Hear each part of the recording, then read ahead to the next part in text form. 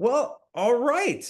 Today is another incredible day, and very excited. This is somebody that I've also wanted to have on the show for a while, and luckily we were able to connect. My guest today played Sarah Carter on Little House on the Prairie, and obviously has a lot of fans out there. So I'd like to welcome Pamela Roylance. Thank you, John. I'm very excited to be here. Thanks for inviting me to the show, and hello to everybody who's watching and listening. Believe me, you'll have a lot of Little House fans watching this. So yeah, no, that's That's great. So that's the great. big news is the 50th reunion obviously just came to a close, and you were there, and I wasn't, and I really regret that, by the way. It didn't work out on that weekend. But what was your looking back on it, what were some of the more, like kind of favorite experiences of the event? I was in on it from probably about a year and a half ago in the planning stages, and it had already been underway before I got involved. And when Dean Butler and I became a little bit more active with it, Mhm. we saw all the ins and outs. We went through a year and a half of literally what you could call the blood, sweat, and tears of working with all the people to make it happen. Wow. So we saw this amazing artistry and real studio Hollywood high class talent move into a place that was impressive, remarkable, awesome, any adjective you want to put to it. It was really, really beautifully done. There were, yes, problems. The rain on Saturday shut down the bus tours. That did not help, Yeah. but they found a way to work around that to make it up to the people who are able to come and see it. There's still going to be an opportunity to be on those bus tours. Oh, For those good. who couldn't, yeah, they refunded their money. So, I mean, I know some people had some issues, but for the most part, we were all completely blown away by the love that you felt. There were 18,000 fans from 20 countries. Come on. Go figure that. And these were devoted Prairie fans who it was just full of love the whole weekend. It was palpable. And there were panels going on, so you could hear different combinations of people speaking that were so inspirational, very, very moving, as well as informative, and sometimes funny. There Hmm. were the bus tours going on. There was the chance to go inside the gym and see these recreated sets of the Little House, the Mercantile.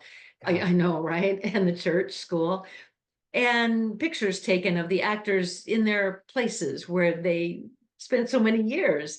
Wow. Uh, yeah, and fans having the opportunity for these photos. There were backdrops you could have a photo taken in front of. There were cutouts of the Ingalls family. There was a horse you could hop on, and with a backdrop of Melissa on Bunny in the background. I mean, it was just very well thought out. And then the Wow. whole meet and greet with a number of cast members who I hadn't seen in years. So to reconnect with them was incredible. I didn't get to spend nearly the time I wanted to with them. It was a whirlwind of a 3 days. And for those of us on the planning committee, there was a lot to do. All the Mhm. way up through every morning. Every morning of that event, I would get a phone call. Where do I park? I missed the train. I'll be a little late. I mean, there was something from a cast member every single day. So it felt like it never got to be a relaxing thing. And it's like Mhm. Christmas, you build up, you prepare, everything's ready, and suddenly it's over, and you're just still ready to celebrate for another month. Yeah. So, but everything is archived. It's all either in still photography or it's in video. It's going to make a great documentary. And it's something that was a one-time experience. And I'm so grateful I got to be there to be a part of it in the planning stages Hmm. and to see it through to the end. Uh, I had one woman come up to me. She was very, very unhappy. She'd Really? been waiting in line. Yeah, the bus tours were canceled that day. She'd been waiting in line. And I took her into the gym and I said, well, if you haven't been in here yet, look around and come back and see me in a couple hours or whatever. It was 2 hours. She came back to my table. She was no longer unhappy. She had the biggest grin on her face. Her eyes were bright and smiley, and she couldn't thank me enough. Wow. Everything was great. It was hard to look at that gym and not be completely impressed and Hmm. almost overwhelmed with what you saw. So yes, if you missed it out there, I'm really sorry. Hopefully Yeah. pictures will do it justice and video will do it justice. I know every panel discussion was recorded. I think we'll all have a way to listen to everything. I know I want to hear everything. So overall, I just think it was an amazing experience, and I don't think there'll be another one. No. Well, there's 150th, right? No, I agree with you. I totally agree. And I've seen a ton of video on the event and in different areas. And, I was blown away. It was killing me because I've obviously had a lot of cast members on. I'm a Little House fan, and I was like, this looks just spectacular. I mean, it was just overwhelmingly well done. I didn't realize that you were on the planning committee. I knew Dean was because I've talked to Dean a few times, but that was a huge undertaking, and my gosh, you guys should be just incredibly proud of what you did. I mean, it's fantastic. I Yeah, love that you said that, because that was the takeaway.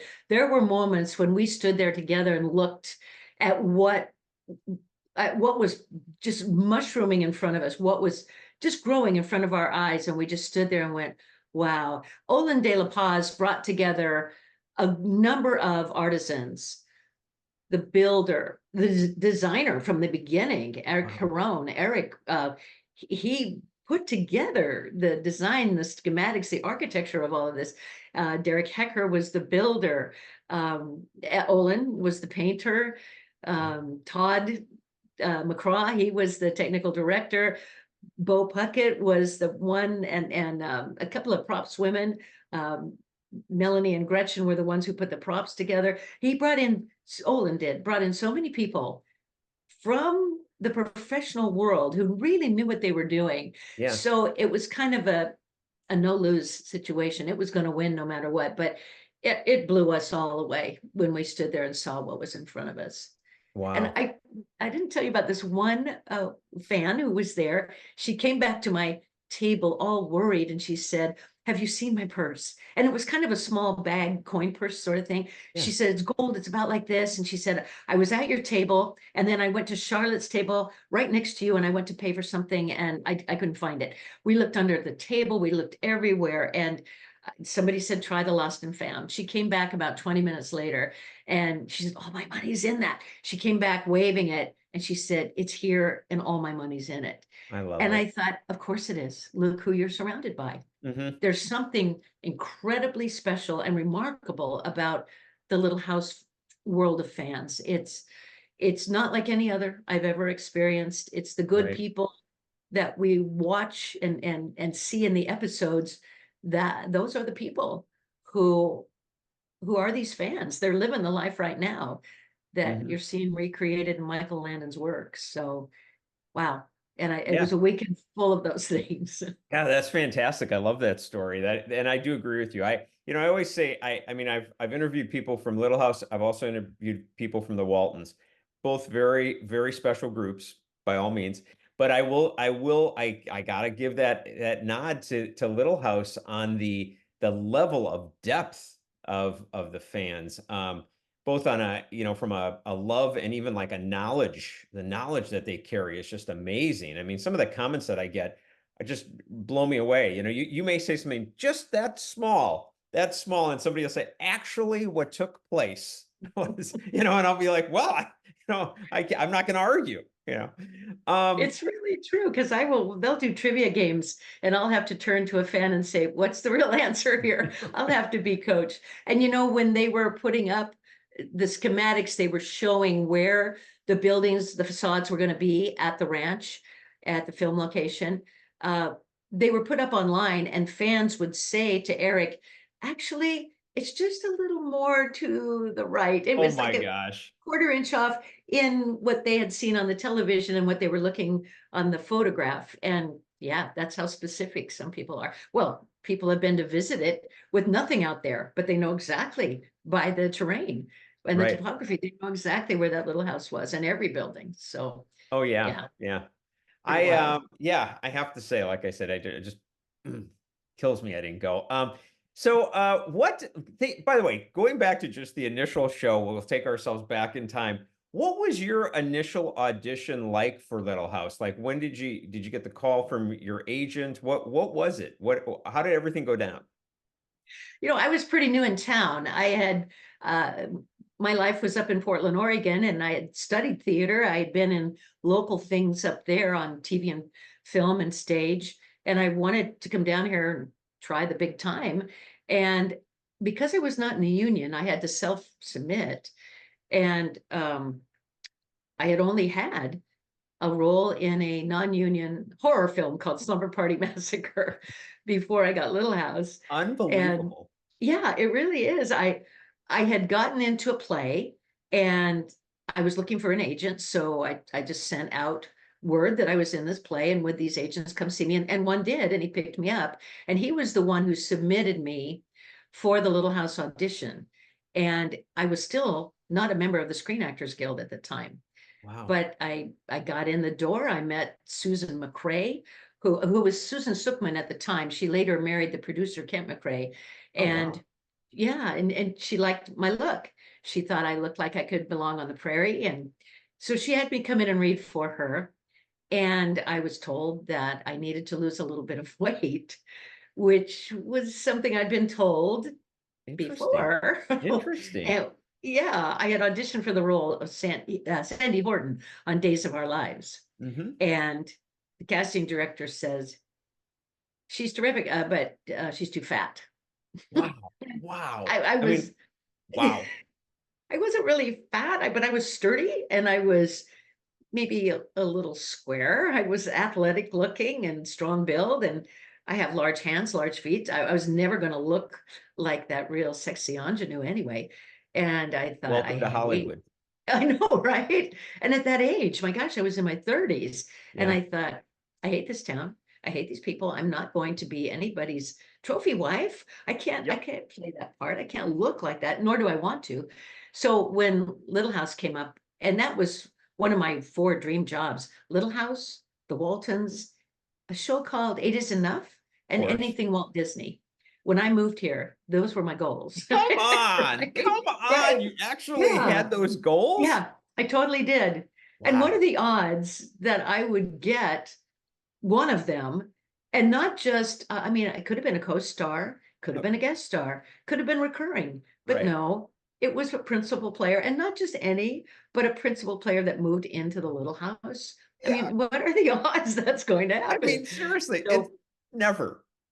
yeah, yeah, I mean, a real testament to writing down your dreams and getting your ducks in a row and playing it out, because I mean, miracles happen. So They do. it, yeah, it was a wonderful thing. So after that first audition, and I was told to lose weight, I did this time. This Mhm. time it wasn't like becoming something on a soap opera. It was actually for what I wanted. The stakes were higher. You're gonna So I do said, whatever it took at that point. Yeah, yeah, I yeah, get I it. knew I had to perform. So I had some lovely roommates I was living with, and we went out and bought me a little prairie looking dress that had a very tight belt around the waist. And I quit my job. I called my parents. I was working at we affectionately called it a chocolate factory. They imported chocolates from Finland.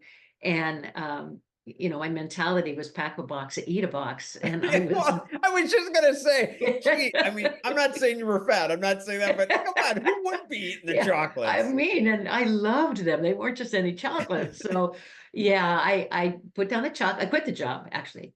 I quit the job. I borrowed money from my parents, and the time I would have spent at the job, I spent working out. I joined a gym and I would run around the park, and I would just keep active Wow.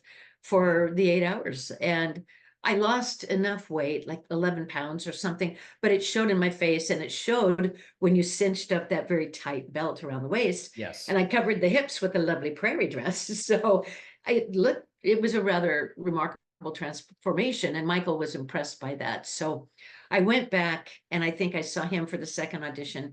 He may have hid under the desk. I don't remember. It was common for him to sit down below Susan's desk and listen, because he didn't want to intimidate his actors. He wanted them to give the best audition they could without knowing he was there. I didn't know So that. yeah, I think that might have happened. Third audition comes, and it's pairing me with Stan Ivar, who played my husband. Right. And we were a good match. And then the fourth audition was pairing me with the boys and Stan, all four of us as a family, and we were a good match. In fact, Lindsay Kennedy played the older boy, Jeb Mhm. Carter, and his mother and I looked like we could have been sisters. Oh, wow. And yeah, he and I have a really strong likeness in our smiles when you look at the Hmm. photos. Hmm. So then there was another audition. It was a dreadful audition. It was for the network. Oh, And yeah. Michael called Stan and myself, and he said, "This is just a matter of form. It's protocol. I want you for this job. I'm the executive producer, and you will play these parts. You have to go see the network because it's form. You have to follow Yeah. form."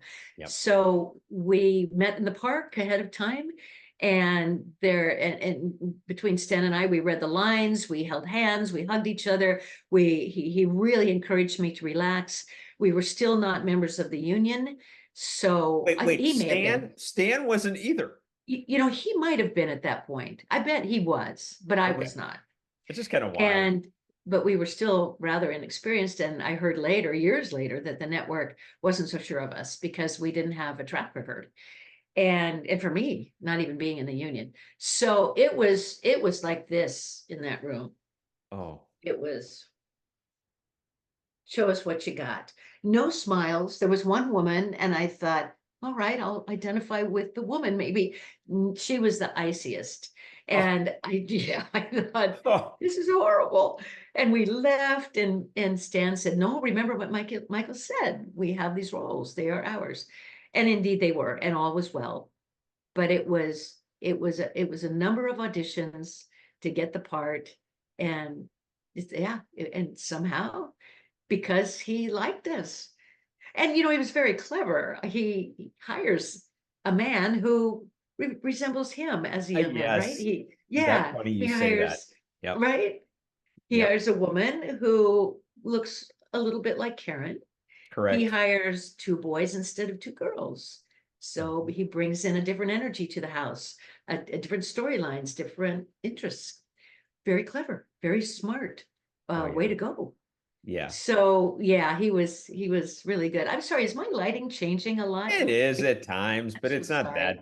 that, whatever. It's Okay, fine. We all maybe we if I all have things stand going right on. here. It's fine. We do. People fans will get to see you with a lot of light on your face, and they'll get to That's see it. right. It's not It's dark. It just keeps going on and off. It's all right. I see it as I move. It's kind of like it's my halo effect. Sometimes it's there, sometimes it's not. Maybe it's become a motion detector light. We don't know.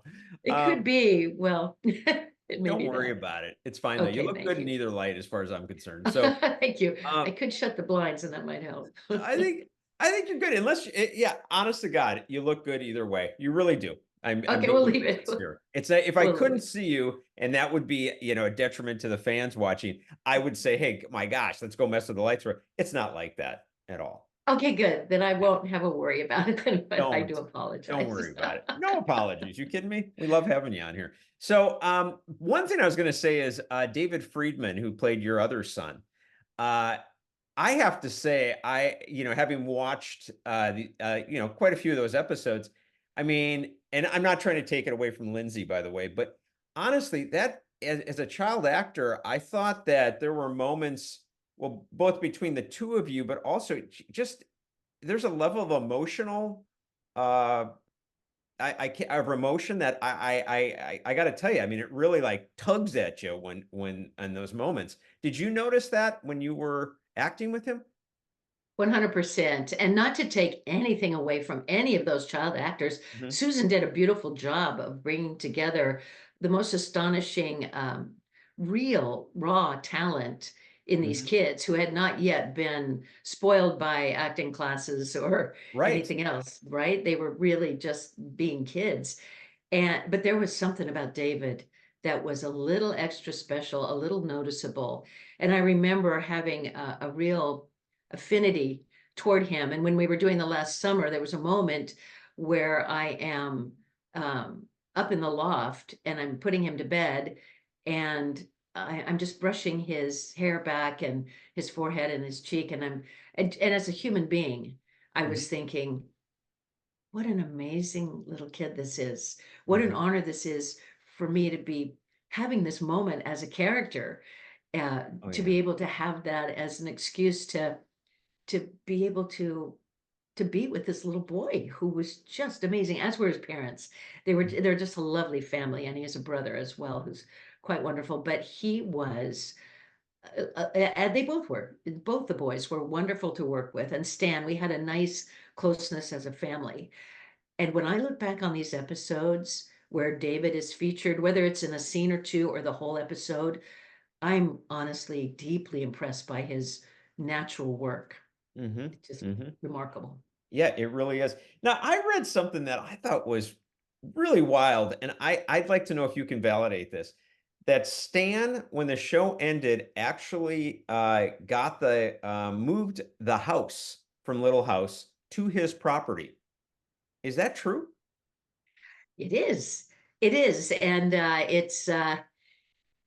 it was conditional. Michael did not want anything commercial to happen with that. Hmm. He didn't want other companies, movie companies or TV companies to come in and use it.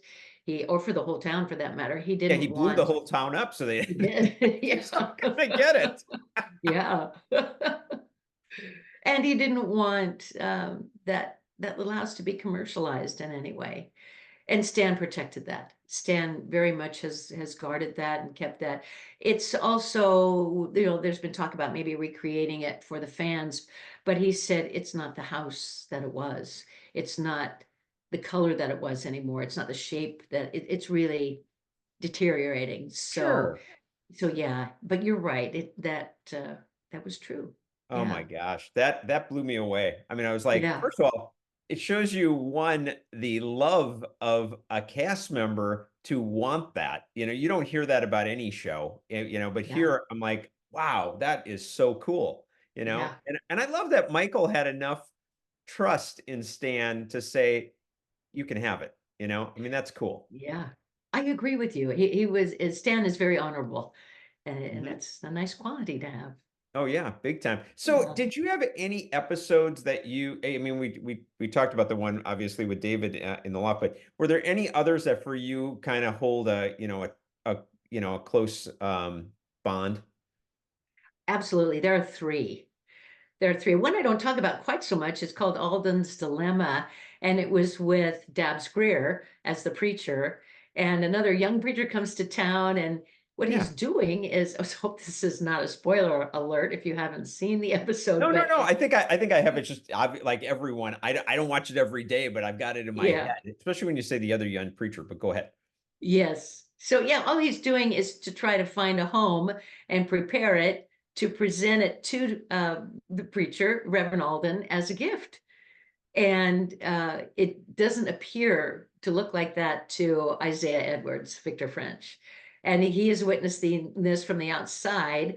The young preacher engages Melissa Gilbert and myself, our characters, to come and help clean the spot and make it inhabitable and or habitable. So we're busy working with this young preacher, and it really appears like we are just meeting him on the sly on a personal level. Yeah, yeah, And yeah, that's all that Isaiah Edwards is seeing. So um, it, it's a fun episode and funny and light. I loved it for that. I enjoyed the opportunity to work so closely with Melissa and with Victor and with Dabbs. It was delightful. yeah. The other two are Sins of the Fathers, Yep. which a lot of people identify with. They have a father who they have not been close with. And so as we see the conflict between daughter and father, as we see the frustrations and the dilemma of how you stay tied into a relationship because you're dutiful and you think you have to be a certain Hmm. way, and then when you're suddenly strong enough as an adult to really break out and to stand your ground, and then when that plays out to be a loving father who's willing to accept you as you are now, and it all comes round with a nice happy ending, which is not true for a lot of people. No. But a lot of people really related to the relationship between father daughter.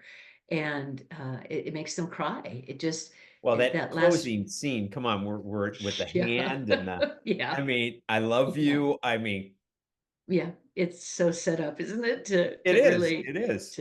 to hit But you. it's a wonderful moment. It's the It moment is. everybody wants to have. Yeah. And likewise with the last summer, number one, to be able to work with Vera Miles was Oh, such an amazing gift. And that was the beauty of what Michael and Kent and Susan did with that show. They had very well known, very well seasoned professionals who came in and were playing the guest roles. So mhm, it was always an honor. And that was in the day when the guest was the highlight. And there were usually two guests, and they were the highlight of the storyline. Now, the way things are written, it's the ensemble in television, especially. yep. And if you come in for a guest or co-starring role, it's kind of a lonely place to be because you're a little on the outside. Uh, then the story doesn't focus on you. So these were to me, really golden years of television. Well said, by the way. Well said. Yeah. It's very Yeah. true. Yeah. So Vera was just a delight. She was so lovely, and she had watched the episode of Sins of the Fathers before she came to work that Tuesday. She had watched it Monday. She came in on Tuesday. She said, "I watched your show last night, and you got me. You really got me." Oh, And I wow. thought, well, how lucky that that was the episode that was on. And I was honored that a woman of her caliber and Oh, stature in the industry would offer me a compliment. It was really beautiful. The storyline is gorgeous. It made me cry when I read it. It made me cry for uh, viewings after that. I remember the first two viewings, and I watched them maybe a year apart, and I was still just beyond consoling myself as we get mhm, to the end of the episode, and I'm just crying. And I've gotten a little bit better where I can watch it now and not fall apart. But it was just so beautifully written, and again, it's a story that people identify with. I think I think women who have children who want to be the first person to teach their child how to, in that day, it was fly fish or ride a horse. In okay. this day, it might be drive a car or go out on your first date. It might be anything that you're Mhm, trying to help your child with. And if somebody else takes that from you, even accidentally, it hits you in the heart. It's a tough place for a mother to be. So I think the jealousy was really well understood and well written in the script. mhm, And even to try to hide it, as I think Sarah Carter does try to hide that she's jealous, but the turnaround at again, the end, the happy endings, the little bows and ribbons that are all tied up with these shows, which I really love and appreciate. It's beautiful when someone can come to terms with their behavior and recognize the humanness. And in this case, what Ruthie Leland's future was going to hold and to be mhm. empathetic and sympathetic toward that. It's golden. Yeah. So those were my top three episodes. I love it. I love it. And a couple things. One, look, you're very humble, and I totally love it and everything. But I'm going to tell you, as a fan, you were fantastic as Sarah Carter. I mean, people talk about, Melissa. She was meant to be. I feel the same way with you. I mean, that was you were meant to play that role. I mean, it's just great. You play such a strong woman, but you have all the different emotional levels. It was terrific. So that I'm going to say so that you get it because it's true. And the other one Thank you. is Michael. Michael, I think he gets, everybody thinks of him as the star of Little House, and he produced or whatever. But bottom line, the man was Little House. I mean, we always think of Melissa, whatever, but I mean, my gosh, just like you said, the writing. I mean, I was talking, I think it was Charlotte. I don't know. I get him confused. It was Charlotte or Karen, but he was sitting there with his pad and he's writing and he's just burning this out of his mind, writing, and we're going to another week. It's fantastic writing. I mean, it's you hit it right in the head. It reaches all these emotional levels to do that consistently.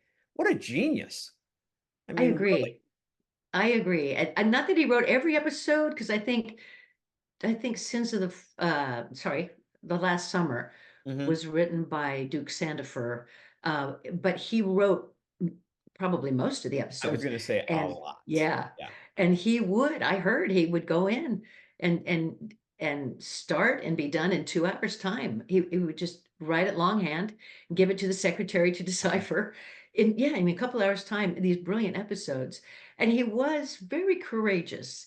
Especially by season 9, he was writing dark things. He was writing things uh that were not really talked about so much.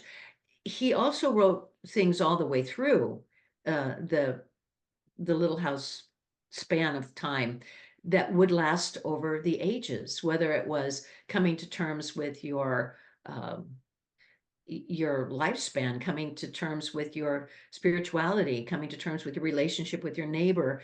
With ours, then it got into coming to terms with the temptation of substance abuse, uh, Mhm. your um, your biases, the way you feel about other human beings.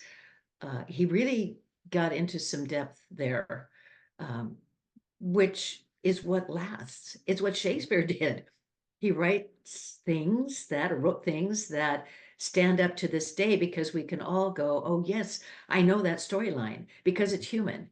It's, what, the 5 or 6 human stories, boy meets girl, boy loses girl, those storylines that exist forever. Yep. And you're right about that. And you're going to last. And he got that. And he went up against the system and he was writing things that just really weren't talked about in this Little House on the Prairie um, genre and era.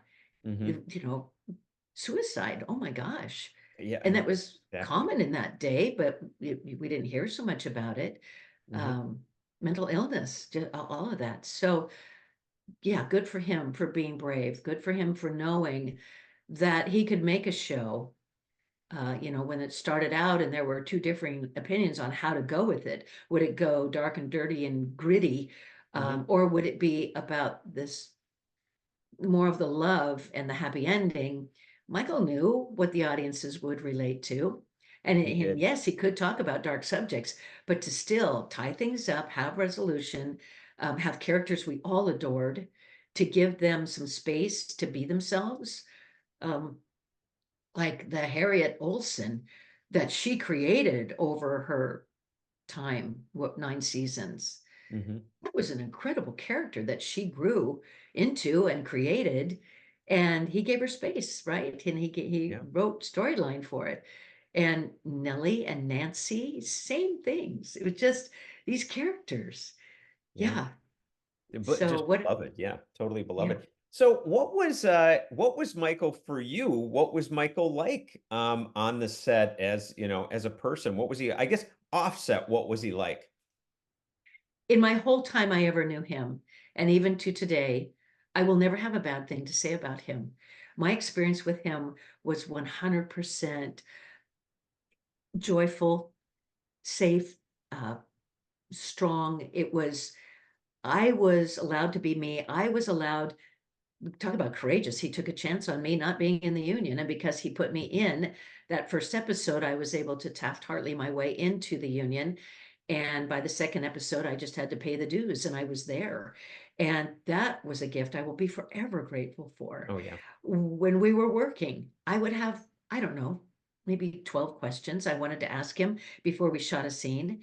He would set the scene, he would talk you through everything. By the time he was done, I never had a question left. He answered every question because he was a real actor's director. He got Mhm. it the way actors did. So he could fill in everything from the motivations to the blocking, everything that you might want to know about being in that scene. He was able to go with it. Wow. And I think it wasn't that it wasn't a collaborator because he was, but he just kind of got it the way he knew you'd get it. There was space to bring it. There was, opportunity to change. Um, Offset, he was fun and funny. And I remember had some guests visiting. And in those days, he allowed people to come onto the set. It's rarely done today for safety reasons and for all kinds of reasons. But Yeah. in those days, my parents came to visit. He treated them so beautifully. Ah, I had some girlfriends who came to town, and he had been away in Thailand for about 4 months, and he was telling a story. And the way that my friends were sitting in chairs, and the way that the crowd of the crew moved in front of them to listen to Michael's story. There was a lot of laughter, a lot of fun. And then we had to get back to work. The crowds parted and everybody went to where they were going to be. And he saw the three of them sitting there, and he went over and he retold the stories so that they could hear it. And I thought, wow, that was fun. And wow. yeah, I just enjoyed his energy. I enjoyed his kindness.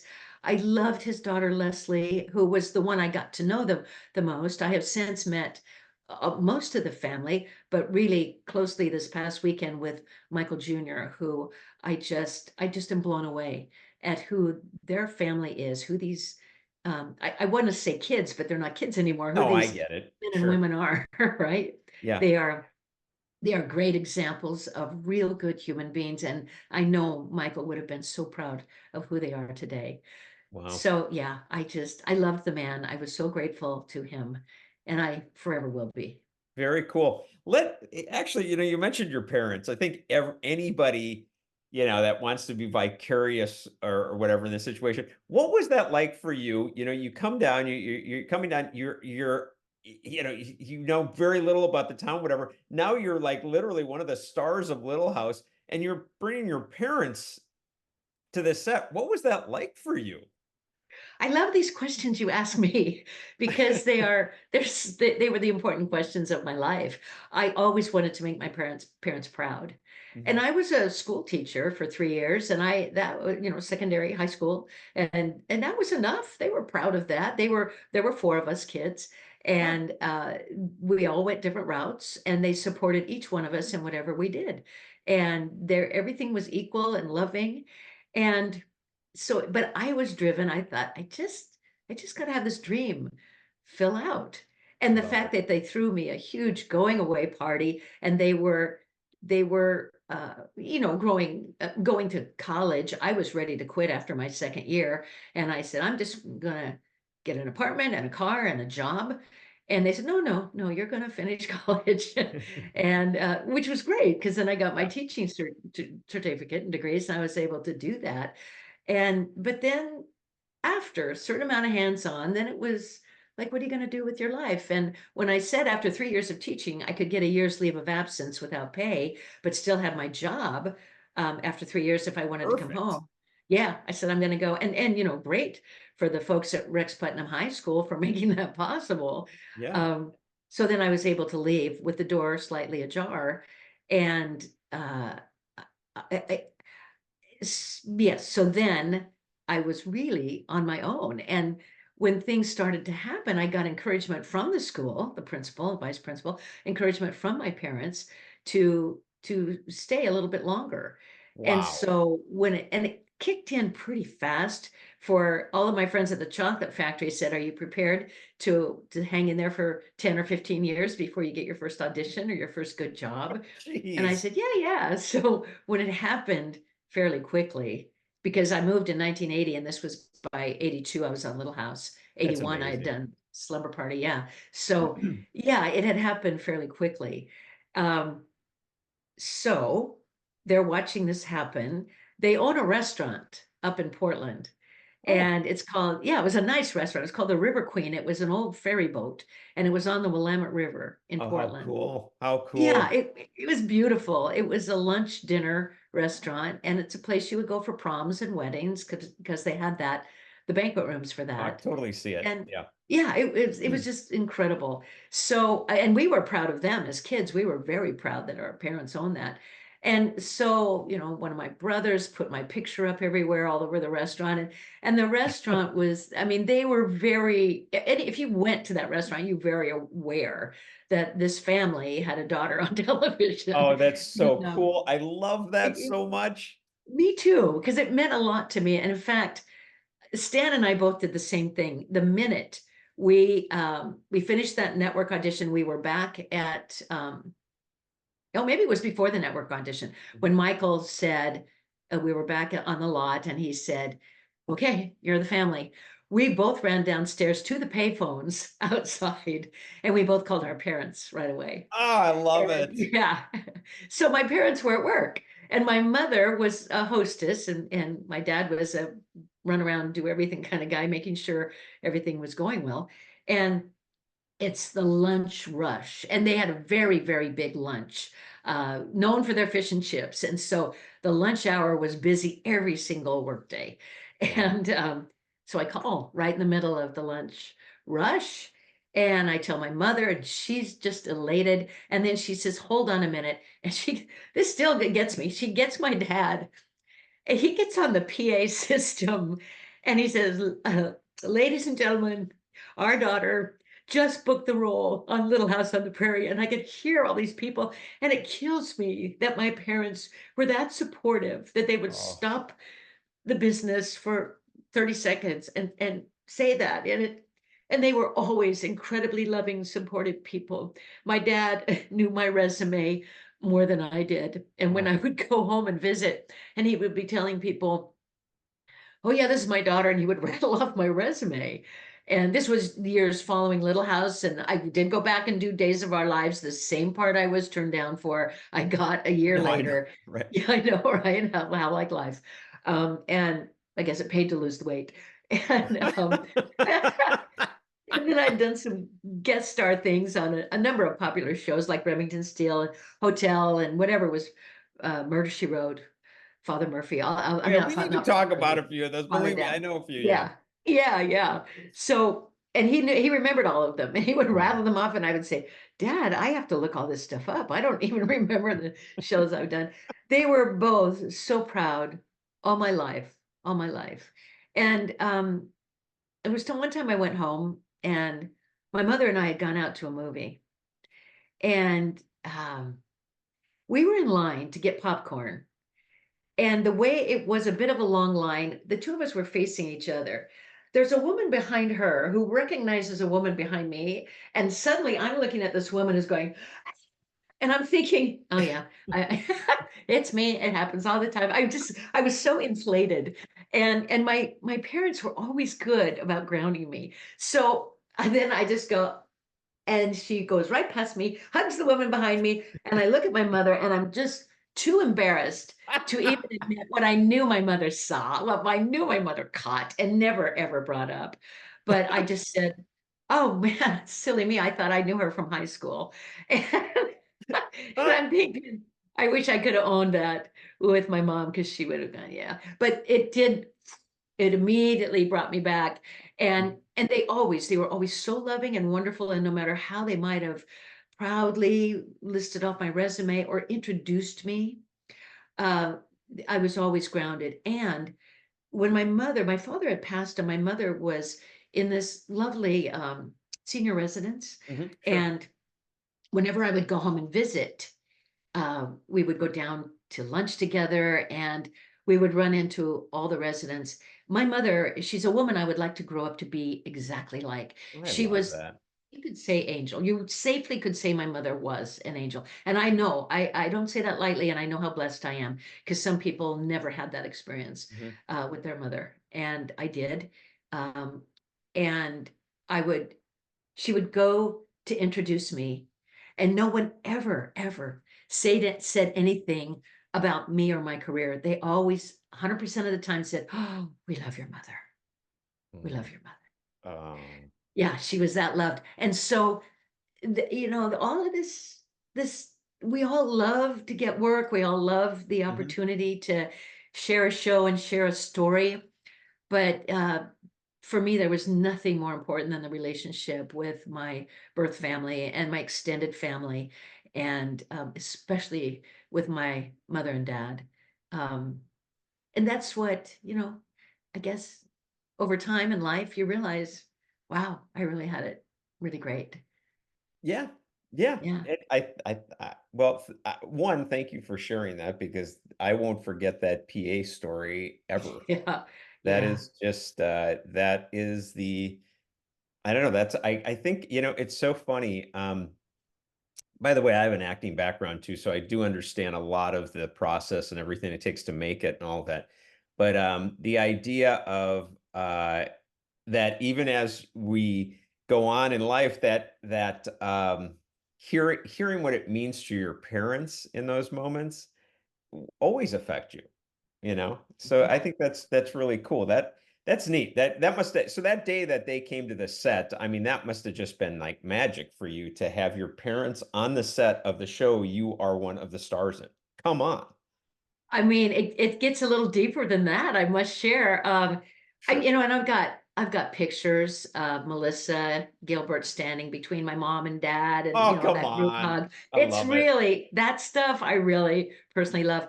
But in the episode Sins of the Fathers, there's a moment when my father is back at the hotel room and he's looking at a picture of Sarah's mother, his wife, on the nightstand, and he picks it up and he looks at it. Victor French was directing that one, I think. And we were at lunch and he says, and my mother and father were there. They came 2 or 3 times from Portland down to the set. And he said, why don't we just get a picture of your mom? Because it didn't happen this way, but we thought the camera was going to turn around and show her. But it didn't happen. Maybe they needed more time or something. So they didn't do that over the shoulder shot. They just did this shot of Mhm. dad looking, or my father looking at mother. So, but she agreed to do it. So they put her in makeup, the same makeup chair we sit in, the same makeup artist Oh, and wow. hairdresser, and they dolled her all up. And we've got photos of all of this. They've got her in a prairie, a prairie hairdo. They've got her in a prairie blouse, but it didn't. They were only going to shoot from here up, so they Mhm. didn't need to worry about the rest. So she was just wearing her regular clothes, and they had it during lunch, so it wouldn't overwhelm her too much. They had her in the room where we had been shooting, and they had the crew stay for just a minute to take this shot of her, but they did it on video, and they were going to grab the still shot from the video because they wanted it to look like she was natural and flowing. Well, this is not my mother's world, so I can still picture her just like the queen, holding her purse and standing there, and she was just so nervous. She was really uptight and smiling, and she was just really nervous. So they said, okay, why don't you turn and we'll get you in motion. So she turns like this. This is how she turns. And she never has turned like this in her whole life. But this is what she does. Comes back with her purse in her hand, just like this. Oh, that is And yeah, hysterical. I mean, maybe that's why they didn't do the shot. Maybe the picture didn't look good. I often wish I would have that frame and that photo, Oh, but yeah. I've never saw it again. But I Mm. mean, that's how great those guys were, that Victor would say, well, yeah, we'll just put you in here. Oh, I So love it. it was fun. They were very much a part of the show and my life and my progress and my stories I would share. And yeah, Wow. big deal. I love it. That was so cool. I totally loved it. As always, thanks for listening, and please hit the subscription button and the notification bell so that you can be notified when I have a new episode. And also go check out some of my other episodes, like Jerry Mathers, Henry Winkler, Judy Norton, so many. Enjoy.